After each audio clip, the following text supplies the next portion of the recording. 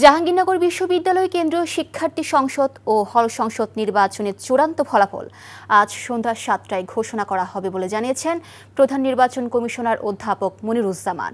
হল সংসদে ভোট গণনা শেষ হওয়ার পর এখন চলছে কেন্দ্রীয় সংসদের ভোট গণনা।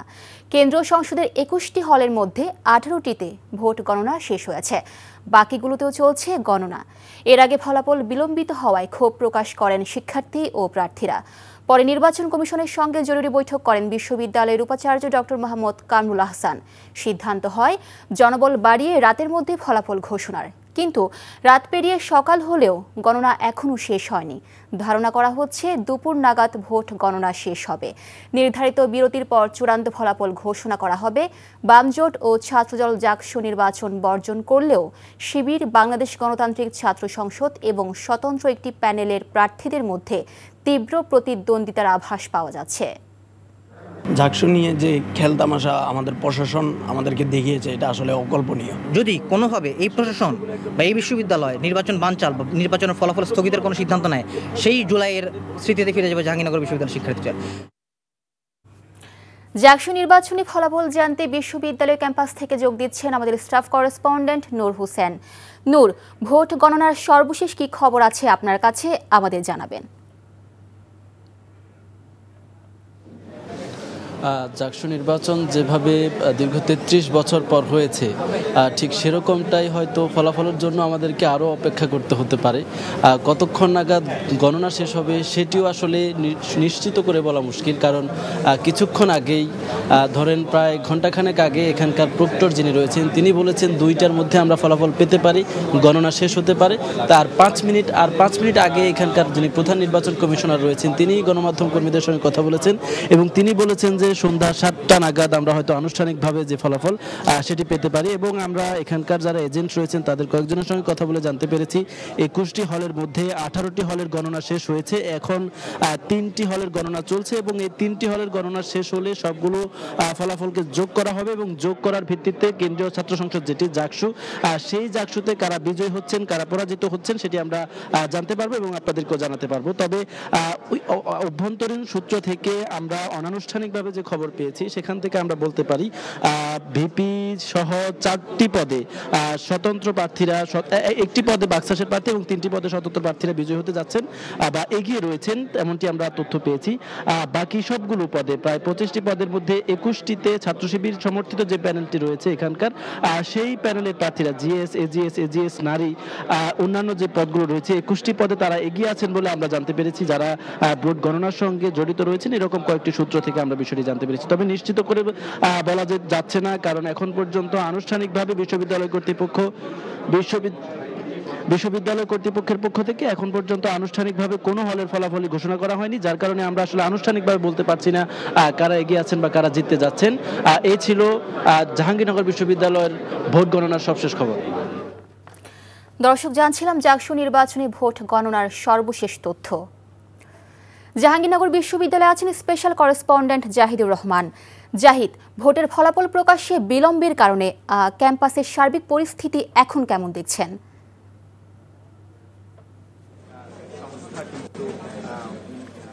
মিলি, সার্বিক পরিস্থিতির কথা যদি বলি, একটা গুমট পরিস্থিতি চারপাশে, তার সঙ্গে যোগ দিয়েছে অস্বস্তি, তীব্র অস্বস্তি। আর আবহাওয়াটাও এইখানে ঝিরিঝিরি বৃষ্টি, তারপরে তীব্র গরম রোদ, এরকম একটা পরিস্থিতির মধ্যে শিক্ষার্থীরা এখনো প্রতীক্ষায়।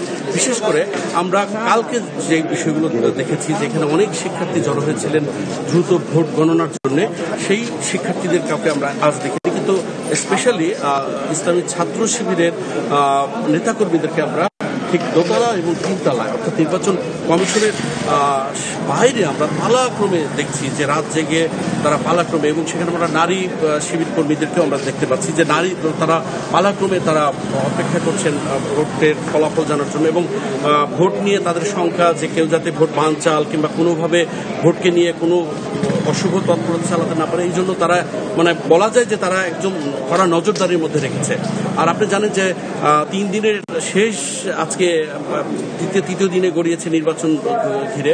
তো আজকে ঘোষণা হয়েছে যে সন্ধ্যার আগে ফলাফল ঘোষণা হবে, কিন্তু আইন শৃঙ্খলা রক্ষাকারী বাহিনীর সদস্যদের সাথে কথা বলে আমরা যেটা বুঝতে পেরেছি যে তারা এখন আর আশ্বস্ত নয়, কারণ তারা গত 3 দিন ধরে একটানা পরিশ্রম করে যাচ্ছে। অনেকে আছে এক কাপড়ে রয়েছে, যে ফোর্সগুলো ঢাকার বাইরে থেকে এসেছিল, তাদের খাওয়া দাওয়া নিয়ে সমস্যা, তারা থাকা এবং সবকিছু মিলিয়ে তারা একটা মানবেতরভাবে তারা দায়িত্ব পালন করছে এবং তারা খুব বিব্রত এবং বিরক্ত এই নির্বাচন নিয়ে, যে তাদের আর কতটা দিন এইভাবে থাকতে হবে। তো তারা এখন চাইছে যে করে হোক আজকে যাতে শেষ হয়। আমাদের এখানে ঢাকা জেলা পুলিশ সুপার আছেন মিস্টার আনিসুজ্জামান। আপনারা জানেন যে কিছুক্ষণ পরে নির্বাচনের ফলাফল ঘোষণা করা হবে এবং তারপর একটা প্রতিক্রিয়া স্বাভাবিকভাবে অনেক আশঙ্কা করেন। আমরা এইসব বিষয়ে জানতে চাইব তার কাছে। মিস্টার জামান, নিরাপত্তা ব্যবস্থা কেমন আপনাদের, আর নিরাপত্তা ঘিরে কোনো শঙ্কা দেখছেন কিনা, বিশেষ করে ফলাফল ঘোষণার পর? ধন্যবাদ আপনাকে। আমরা কোনো শঙ্কা দেখছি না, বরং আমরা যেটি বারবার বিশ্ববিদ্যালয় প্রশাসনের কাছে আমরা অনুরোধ জানাচ্ছি সেটা হচ্ছে যে মাত্র 2টি হলের কেন্দ্রীয় জাসুর যে নির্বাচনের যে ফল গণনা চলছে, মাত্র 2টি হলের ফলাফল গণনা বাকি আছে। একটা যাত্রীগুলি কাজী নজরুল ইসলাম হল, আর একটি হচ্ছে গিয়া বিশ্বগুরু রবীন্দ্রনাথ ঠাকুর হল। এই দুটি কাউন্টিং করতে বেশি সময় লাগার কথা না।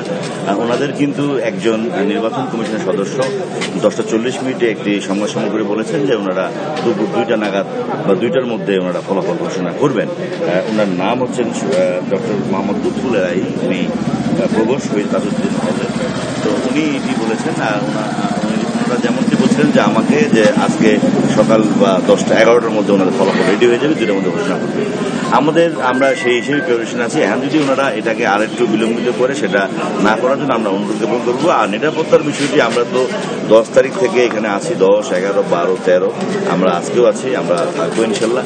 নিরাপত্তার কোনো সমস্যা নাই। আমাদের যে চারপাশের যে নিরাপত্তা, মানে ক্যাম্পাসের ভিতরের যে সিকিউরিটি এবং এখানে যেন কেউ প্রবেশ করতে না পারে সেটি সহ সিনেট ভবনের নির্বাচন কমিশনের সদস্যদের প্রত্যেকটি বিষয়ে আমরা নিরাপত্তা দিয়ে যাচ্ছি। আর আমাদের পুলিশ সদস্যদের আমরা জানছিলাম জাকসু নির্বাচনী ভোট গণনার খবর।